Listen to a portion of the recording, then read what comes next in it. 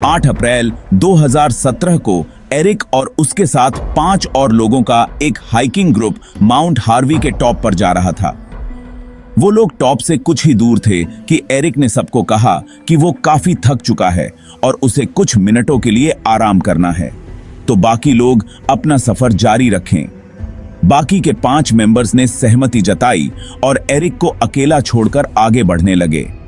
लेकिन उन्हें क्या मालूम था कि ये कदम उनके आखिरी कदम साबित होने वाले हैं। माउंट हार्वी कनाडा के प्रोविंस ब्रिटिश कोलंबिया के लायंस बे एरिया में स्थित है।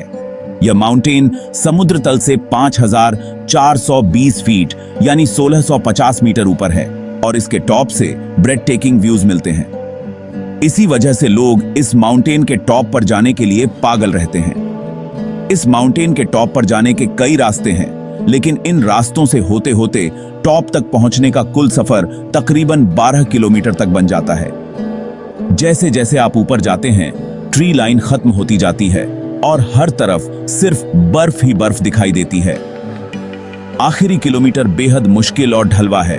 वहां कोई ट्री लाइन भी नहीं है, जिस वजह से कड़ी ठंड और तेज हवाओं का सामना करना पड़ता है, जिनके सामने कोई इंसान टिक नहीं सकता।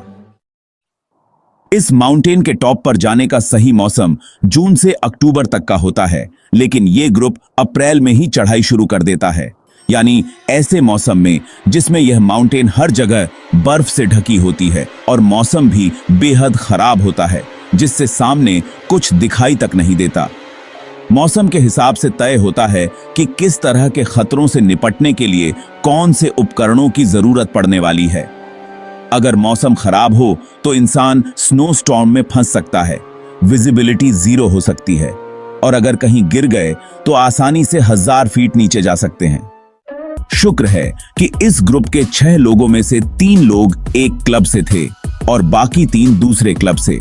इन सब का अनुभव भी काफी था और ऐसी चढ़ाइयों को वो पहले भी कर चुके थे। हर हफ्ते इनमें से कोई न कोई वैंकूवर के एरिया में किसी न किसी ट्रेल पर ही होता था। जब एरिक ने सबको कहा कि आप लोग चलते रहें, मैं थोड़ी देर सांस ले लूंगा, तो उसने सबको कहा कि मेरा इंतजार मत करना, मैं कुछ ही देर में आप लोगों से आकर मिल जाऊंगा। बाकी के लोग माउंटेन के टॉप की ओर रवाना हो गए। माउंट हार्वी का टॉप पॉइंट बहुत ही यूनिक है। दूर से देखने पर इसे आसानी से पहचाना जा सकता है। इसका नॉर्थ साइड एक खाई से घिरा हुआ है जो 100 मीटर गहरी है और इस वजह से कई लोग इस माउंटेन से डरते भी हैं।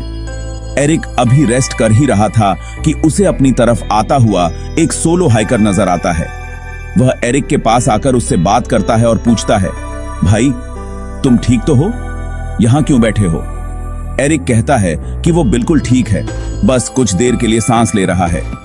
उसका ग्रुप थोड़ा सा ही आगे गया है और वो जल्द ही उनके पीछे जाएगा।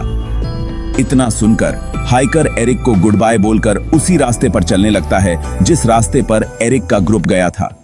कुछ देर बाद एरिक को लगता है कि अब उसने काफी आराम कर लिया है और अब उसे चलना चाहिए। वो भी टॉप की तरफ बढ़ने लगता है। थोड़ी ही देर में वह टॉप के पास पहुंच जाता है, लेकिन जो नजारा वो देखता है उससे वह बेहद कंफ्यूज हो जाता है। वहां उसे अपने ग्रुप का एक भी बंदा नजर नहीं आता, सिर्फ वही हाइकर नजर आता है जो कुछ देर पहले उसके पास से गुजरा था। वह घबराया हुआ एरिक की तरफ देखता है और अफसोस के साथ बताता है कि उसके साथी यहां से नीचे गिर चुके हैं। दोनों घबरा जाते हैं और तुरंत अपने मोबाइल चेक करने लगते हैं, लेकिन इतनी ऊंचाई पर कोई सिग्नल नहीं होता। अब दोनों एक दूसरे की तरफ देखते हैं कि क्या करें, क्योंकि इमरजेंसी सर्विसेज को कॉल तो नहीं लग सकती। कुछ देर सोचने के बाद जब उनके पास कोई और विकल्प नहीं बचता, तो वो वापस लौटने का फैसला करते हैं कि कहीं तो सिग्नल मिलेंगे। सिग्नल की तलाश में वो माउंटेन से नीचे उतरते हैं और आखिरकार सिग्नल मिलने पर इमरजेंसी सर्विसेज को कॉल करते हैं। शाम के 4 बजे इमरजेंसी सर्विसेज में कॉल पहुंचती है और 1 घंटे के अंदर रेस्क्यू टीम अपना मिशन शुरू कर देती है। एरिक को मालूम था कि माउंट हार्वी से गिरने का मतलब है मौत, लेकिन फिर भी वो उम्मीद कर रहा था कि उसके 5 साथी जिंदा होंगे और किसी के उन्हें बचाने के इंतजार में होंगे। इस रेस्क्यू मिशन में 40 से ज्यादा लोग शामिल हुए, जिनके पास 2 हेलीकॉप्टर्स और सर्च डॉग्स भी थे। वे देर तक माउंट हार्वी पर हाइकर्स को तलाशते रहे, लेकिन खराब मौसम की वजह से मिशन बहुत मुश्किल होता जा रहा था। आखिर में सबको अलर्ट कर दिया गया कि मिशन को रोककर अगले दिन दोबारा शुरू किया जाएगा।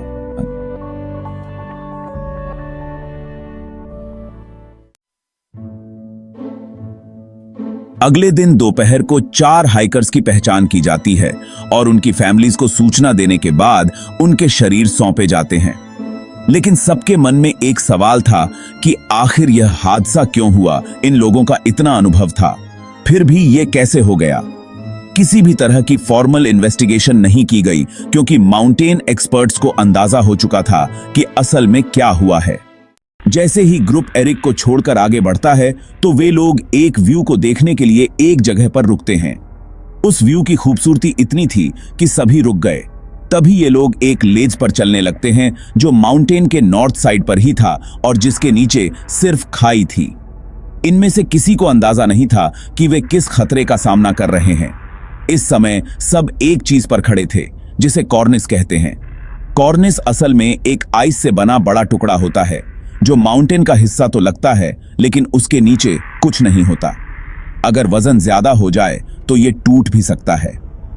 किसी को देखने से यह पता नहीं चलता कि यह माउंटेन का हिस्सा है या फॉल्स लेज।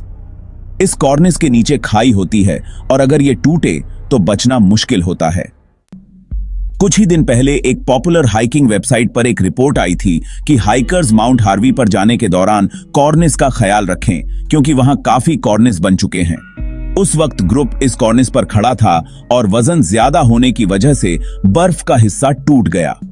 इसके टूटने के साथ ही सब 1600 फीट यानी 500 मीटर गहरी खाई में गिर गए।